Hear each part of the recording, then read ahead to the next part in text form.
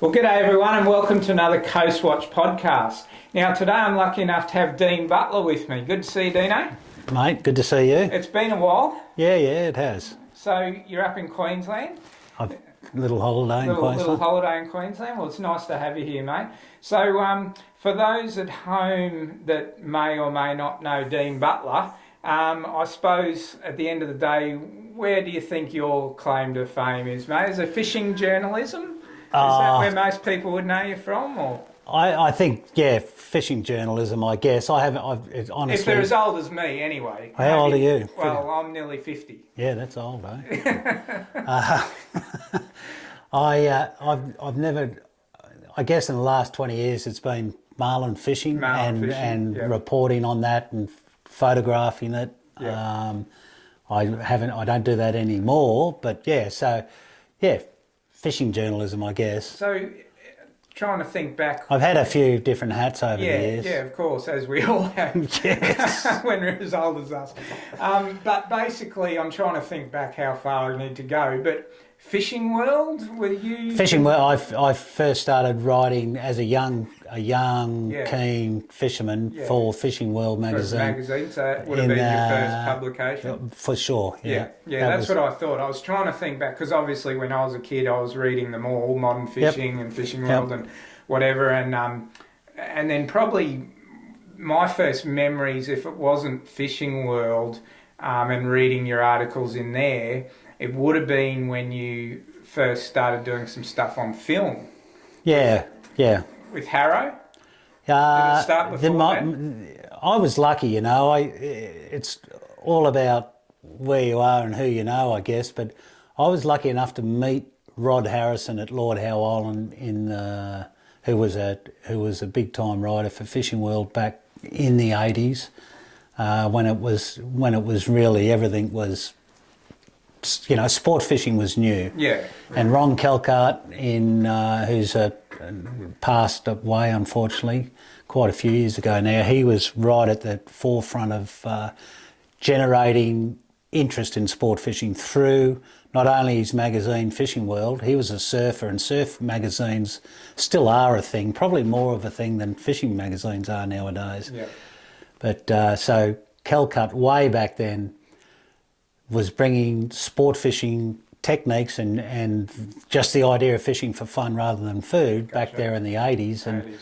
But he also had a TV show with the ABC called, I think it was called Fishing World, I may be wrong there, but he did a series, and I'm sure it's probably on YouTube, but that's fishing television back in 1985, thereabouts, early 80s, long time ago. That was kind of the pinnacle. It must have been the start of it, really, for us in Australia. So, and there was a gentleman, and this is ancient history I haven't given much thought to for a long time, but Ozzie Emery was another name that came out of there. He was a very well regarded, I think he made commercials for television, he shot stuff in film. He teamed up with the Calcutt and they shot that television series that for the ABC, I believe, and there's some good stuff on that. To this day, I remember some of the iconic photographs that came out of there, the old black and whites of, 80-kilo yellowfins off the rocks and big yellowfins out of little boats and all that sort of stuff, stuff that just doesn't happen these days. No, but that scene has certainly changed a lot, hasn't it? So. And so my first film video thing, I met Harrison in Lord Howe in the late 80s, and because he had a business with Ron Calcutt, who is I hope people know who Ron Calcutt is, or if not, look him up. He's one of the true pioneers. Pioneers, definitely, yeah. I did a fishing film with him and Ozzie Emery, who was a legend, at Lord Howe Island. And so did that, and then got to know Rod, realised that what I wanted to do was be in fishing somehow or another. Try and make a living out of it. Try and make a living out of it. Couldn't afford to go fishing all the time, which I knew,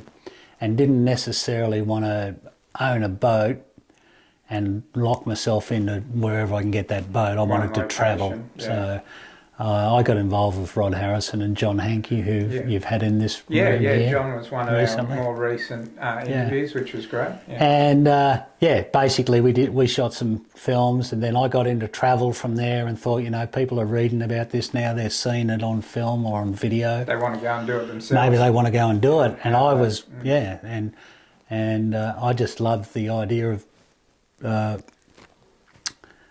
not being in the mainstream society, I guess. I spent months and months and months in the jungle in New Guinea, setting up fishing camps, and that's where I got my love for fishing remote and untouched.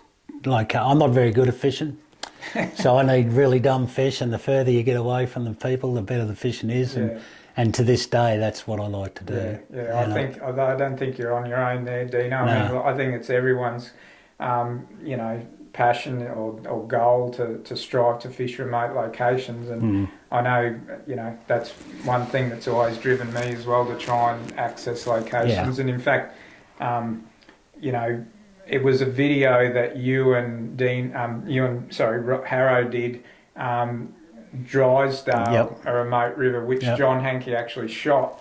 And when I was a teenager, like, I literally wore the tape out on that VHS I remember you saying that. And, I just begged and begged my dad till he gave up and took me to the Drysdale, because I just wanted to stand on those same rocks at the barra patches as I'd seen Dino and Harrow, and thinking I need to be there. And I got there, and, it was the trip of a lifetime, and I must have only been 17 or something then, but I remember it, like it was yesterday. Same. And then I think after that, I said to my dad, we got to go to PNG now. I obviously watched some of your videos from PNG as well. And did you ever get there? I did, but years later. So I think I remember you were running, Dean Butler sport fishing tours or whatever. And I think I rang you up and said, hey, Dino, I want to go to Papua New Guinea. And at the time there was a bit of unrest, or something wasn't ideal, and you actually said to me, Dave, I'd love to take your money, but we're not going in there at the moment, it's not safe. No. And as you say, and then it wasn't probably 20 years later before I eventually got to go and catch a black bass. But at least you did. At least you did. And it's a pretty awesome. Were they worth the wait? Were they everything they were cracked up to be? Yeah. There's no doubt about it. For those, at home, Papua New Guinea black bass, they're a Legenidae, like a mangrove jack, but they just grow a lot bigger, and they have to be, pound for pound, one of the toughest fish that swim, don't they? I think on the bite, there's nothing bites as good when you get a classic Legenid going away back into the cover bite. There's nothing that bites, hits as hard with so much slow down grunt as a black bass in the snags. I mean, I caught them up to about 80 centimetres, which are probably 30 odd pounders, and the tails on them are massive. They just they're just and destroy tackle. Oh my God! Well, yeah, they do. We used to catch some big jacks in the systems. Some of the I fished a lot of rivers in Papua New Guinea, and more than anyone I would think. But I got, as you do, you get to know the fishing rods you're using, and you can tell when someone loads up on a fish and how hard it's pulling, how much drag they're taking. You just have a pretty good idea how big that fish is at a split second. That's just experience telling you things. And I'd see a rod and a reel and an angler behaving the way they might when they are pulling on a 10-pound bass, and say it's only small. And then as I was leaning over to take the fish and get a picture before putting it back, expecting to see a 10-pound bass, there's a 20-pound mangrove jack, off a snag. And even though both... They pull so much lighter, they're so much harder puller than a jack pound for pound. And there's probably plenty of people watching or listening here that have caught mangrove jacks and know how hard they pull. They pull good, and their bite's just the same, but they just don't have that grunt. So if you've caught mangrove jack and you haven't caught a black bass, then go and do it. If it's all about the bite, it's the best bite. No question about it. And havoc that comes straight after it for just just enough to keep your heart beating, I guess, and not blow it up. Yeah. Because once you get them turned, you've pretty well got them, you know. Yeah. If you can get them out of those sticks. Yeah. So from there, I mean, we started working together on Blue Water magazine. You were writing a bit for Blue Water, and what else? And then you started working with Tom Evans, was it? Yeah. I should write all this down one day. I'll just keep this on file. That's why you're here, mate. We're cataloguing your life. Yeah, my God, because I don't. Chronologically, I have trouble doing it, but yeah, basically, I was a fair way along in my fishing career when I started working for Blue Water. Yeah. I had a column, I think. Yeah, you did. I remember, I think Sinkers used to say, you know, why don't you write some articles? And he bugged me for a while, and I ended up saying, give me a column. I can do a column. I just don't want to do full-on features that have been done before. Yeah, sure. But so when was that? So 2000 and early 2000s. Early 2000s. Yeah. So I spent close to 20 years fishing Australia and the South Pacific. Prior to that, that's right, Vanuatu. We spent some time in Vanuatu. I think we met in Vanuatu before. No, I don't know where we met, but that's we right. fished together in Vanuatu. You did some work there with Tom, yeah. And my first year in Vanuatu was 98. So I fished there for 10 years. Yeah. Prior to that, I was fishing and working with operators in Fiji. I did the Solomons, obviously my stuff in New Guinea. So my circuit was the Coral Sea rim from I hadn't started fishing Port Stephens till the late 90s, but from Port Stephens up the east coast to Cairns, I used to do quite a little bit of stuff, and I didn't do full seasons in Cairns, but I'd take clients who had special interests like fly fishing or light tackle, and then I had my New Guinea stuff, and I did explorations into the Solomons, and I fished most of Vanuatu over that 10-year period. I ultimately ended up fishing in New Zealand. So I got to know that area, which is I think about that often, and it's probably a subject that you could spend a lot of time on, but as you get to know a fishing area, it gets smaller, you know. Yeah. And I'm off track here a little bit, but what after all of my years fishing around, that Coral Sea rim from Bermagui to New Zealand and all fishing places, that's become my area, and it's got quite small. And when I think about seasons and fisheries and how I've watched fishing seasons, good ones, bad ones, and ones go away, it's a fairly small area to me to think about that overall country that we're talking about. But I've gone off subject there a little bit. That's but fine. And the only other thing I'll say on that, just thinking back, is those early days, the Drysdale, the Papua New Guinea stuff, just looking at maps and saying, I want to go here, I want to go there, I wonder what it's like. There's no Google, there's no internet, but there's no one to ask because no one's been anyway, even if you could get them. That's what I basically got addicted to. For sure. And unfortunately, it's pretty hard nowadays to find somewhere that hasn't been touched. It's hard, really hard. So, you know, you talk about good old days, and that's a bit of a shame, but that's just how life is and how the world is nowadays. But because when you rocked up in PNG, like nothing, you literally would have been driving a boat down a river and seeing people that have probably never seen them all the time. And how were you received? You know, at the start, it was always good. Yeah. They were mostly scared. Yeah. Especially the kids, and I met 16-year-old kids who'd never seen a white face. Yeah. But and they were untouched. They were like the jungles and the river systems they lived off and lived around and lived in. Yeah. They were totally untouched and they were totally unspoilt. And I know that just by me having a fishing camp in a location for 4 or 5 months with all sorts of people coming in, clients from different parts of Australia with different jobs and all of that. We changed the people just by doing that. Yeah, right. You know, when a Malaysian logging company free-felled their jungle, that changes them too, and it made it different. But yeah, so it was unbelievable. I can't even begin to tell you what it was like. But you know, and just trying to work out when to go. You know, you can't do anything on the internet. I used to have to go to libraries. I used to ring universities to get rainfall figures. Gotcha. and met officers and. Yeah.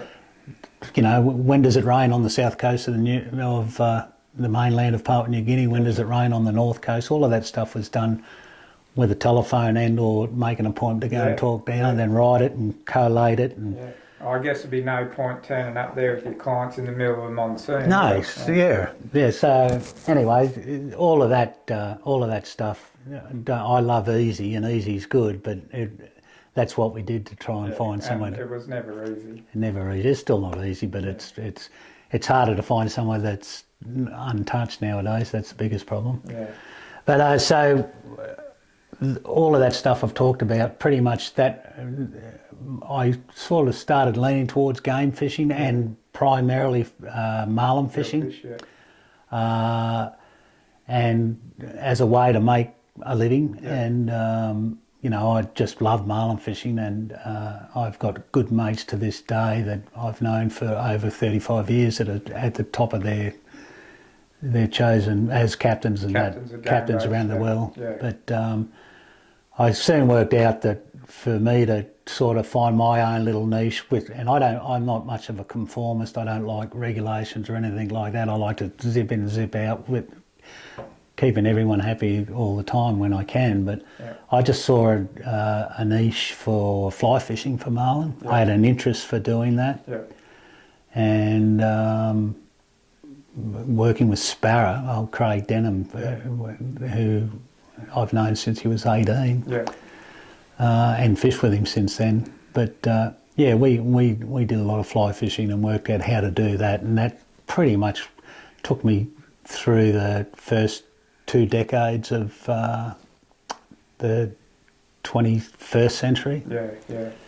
That's where I ended up. So my journalistic stuff sort of went away. I did some photography, but it was primarily taking people marlin fishing to catch them on fly. Yeah, and world records. Well, the world records quickly followed because all of a sudden we got pretty good at it. Yeah. And no one had we actually had some great fisheries too, but we just got good at it and worked out how to catch them. Yeah. So we caught me and Sparrow would have caught 20 odd records for our clients, and I continued on after me and Craig stopped fishing together to do different things, and you know, I think I've 42 records that I've been involved in with various captains and places over the years. Yeah. So if you did have to go and catch a world record billfish on fly tomorrow, where would you go? Depends on the species, I suppose. Tough question. I'd go where they're snapping. Yeah, fair enough. But no, that's like, is Australia still the place? Well, certainly, without sounding like a smart ass, a lot of the records are too hard. You know, gotcha. You know, like we'd have a client on the boat catch a black marlin world record on fly. And then the next client would come in and break that record. You know, we were breaking our own records time and time again, and to the point where, for various reasons, they just got too hard. It's hard. So, but to answer your question, there's still some good black marlin records to be caught in Australia.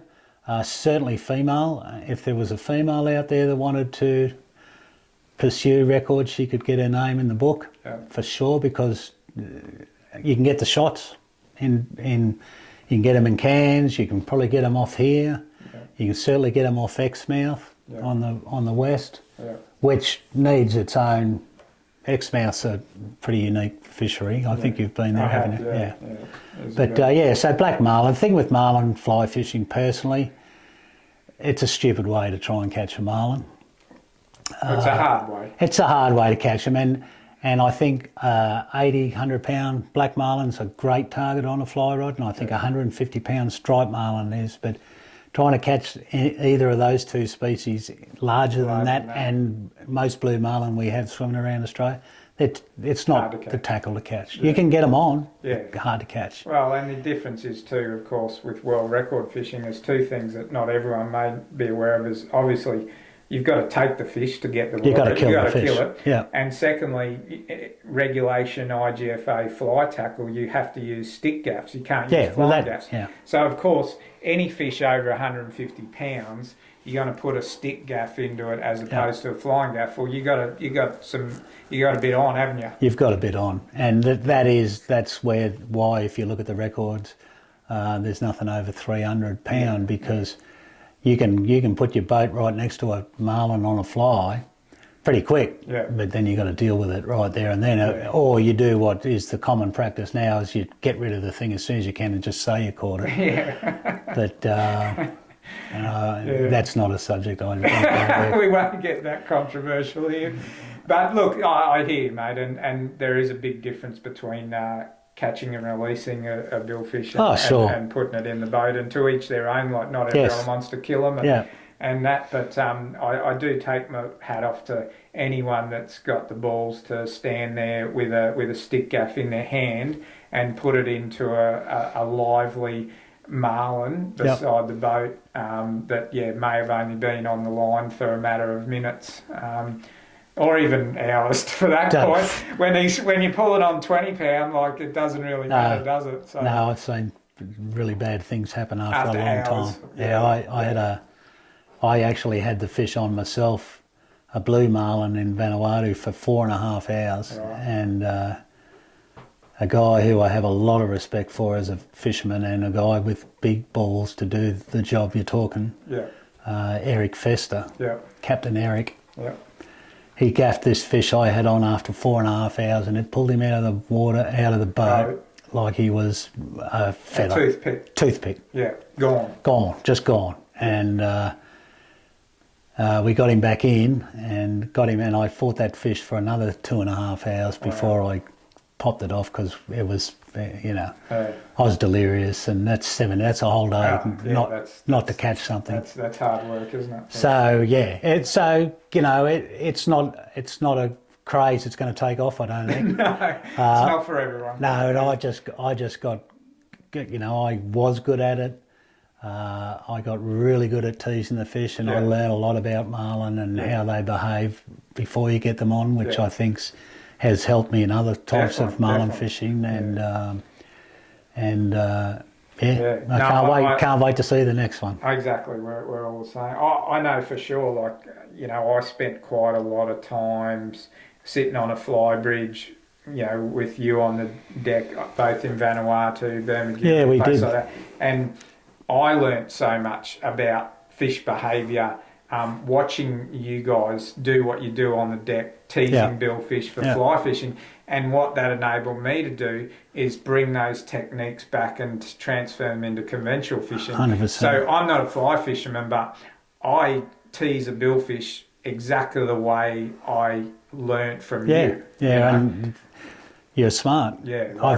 Because I don't know too many forms of fishing like that fly fishing tease that is as intricate as that particular, how much science not science, but how much stuff we did to get the right bite. All of our stuff was revolved around finding the fish, raising the fish. Well, actually, I had nothing to do with finding the fish, of but course you got to find him before you get him up.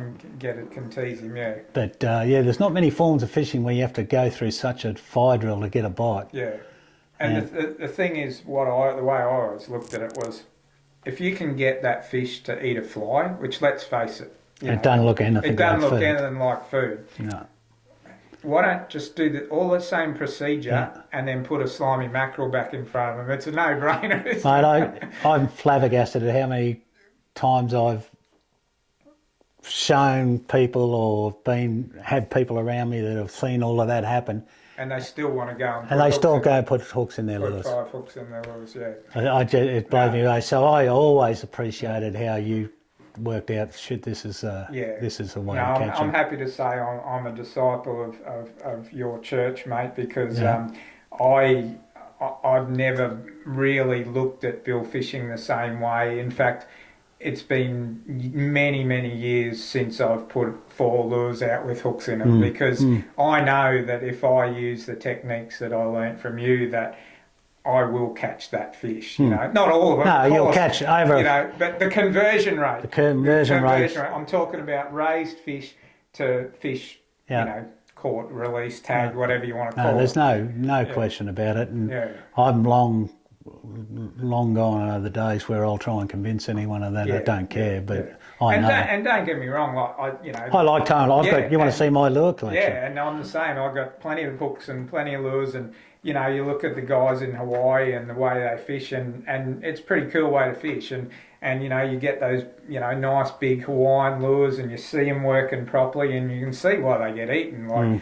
And then there is that, you know, cleanliness to it, I suppose. I mean, they don't have to get their hands dirty rigging bait. Well, truth be known, in fact, I was lucky enough to.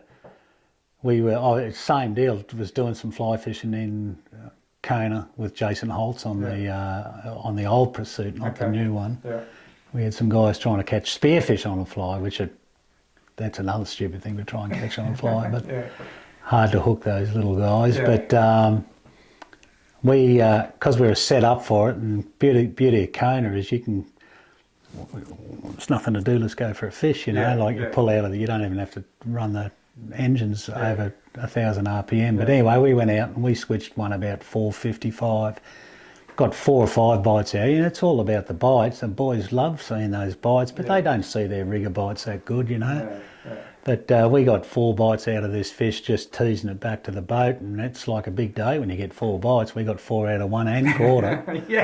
And caught it on a lure. Switched it back a lure, which is probably the best way to catch a blue marlin anyway. Yeah. Especially if you can catch them on 130 as opposed to you know, 20-pound tippet, eh? Oh, 20, and all the marlin we're catching, that's our leader. That's your shock tip. Hard to get a decent back wrap in that. Yeah. But one thing I can say as a photographer is they do like to jump when you catch them on the fly, and quite often close to the boat. Bloody oath. No, some of my best photos, again, probably with you guys, you know, getting them on fly. Even if we didn't catch them, I often got the shot before we lost it.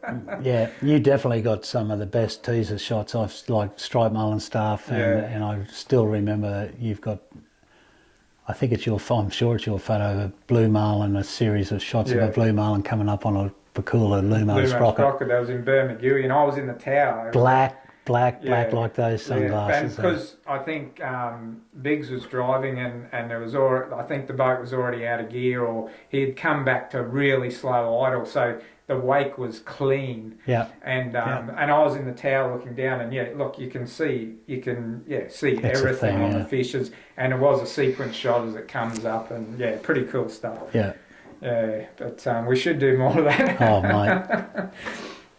Yeah, too much work, not enough play, but yes. So I don't know, mate. What else now? Barras.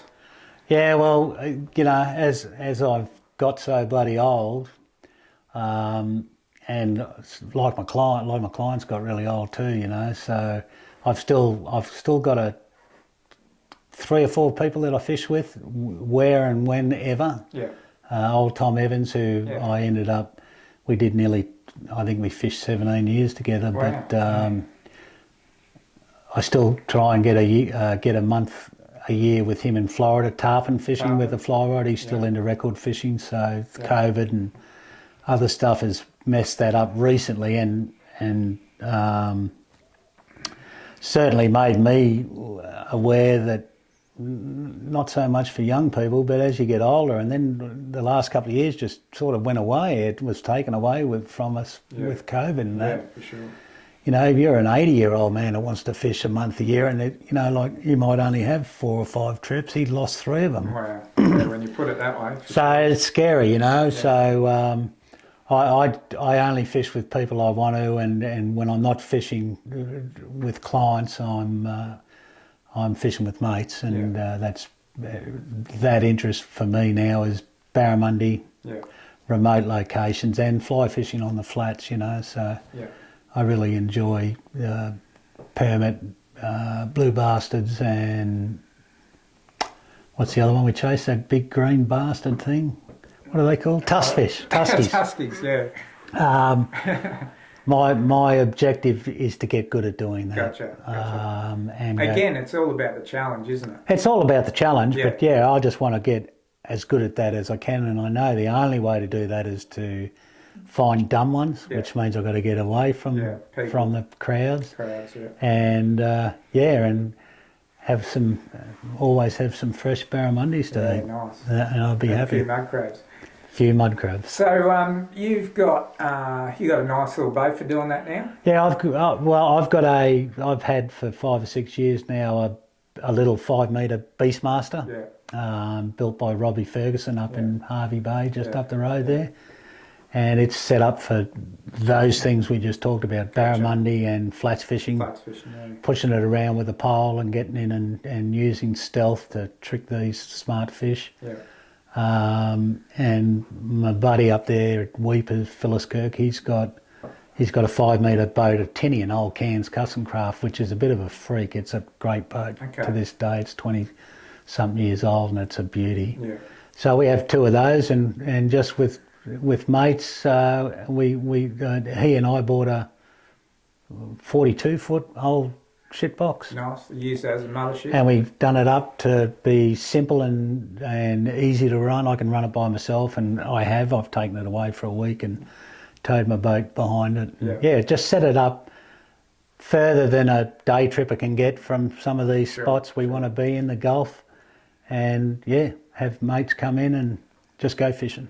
Nice. And this will be COVID again, and a few other things slowed us down, but we had a great season last year and caught a lot of fish, and we're going to do the same this year. Yeah, awesome.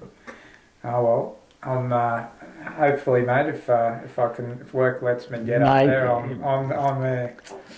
Can't wait. It's not a long list of people that are welcome, but you're on it. That's for sure. I appreciate that a lot, mate. I really do, and it has been too long since we've had a fish. But I know it has, eh? Yeah. All right. Well, look, I mean, I reckon this could be 2 or 3 hours, but we probably bored people enough. Yeah, I'm sure. There's, look, you've always been a mentor of mine, even since those early days of reading Fishing World and watching you and Harrow. And I think you've had quite an influence on my career as well, cool, mate. So in many forms, not just writing, photography, marlin fishing, a lot. So bourbon drinking, you taught me how to do that too. Yeah, so mate, it's been a pleasure, of course, and it probably means more to me to have you here than people mate, any time. But I think there's a lot of people also that would know and be a fan of your work and would be happy listening in today. Oh, that's cool, mate. And it's good to see you doing so well, no, it's good fun, and it's nice to be able to work in a field that you're passionate about. So, mate, on that note, thanks again, and let's go fishing. Good plan. Righto, Dino. Well, there you go, everyone. Thanks very much for listening in if you've lasted this long. And remember, we couldn't do this without the support of Rockstar Tackle and Tonic Eyewear. So check those guys out, and we'll see you on the next one. Cheers.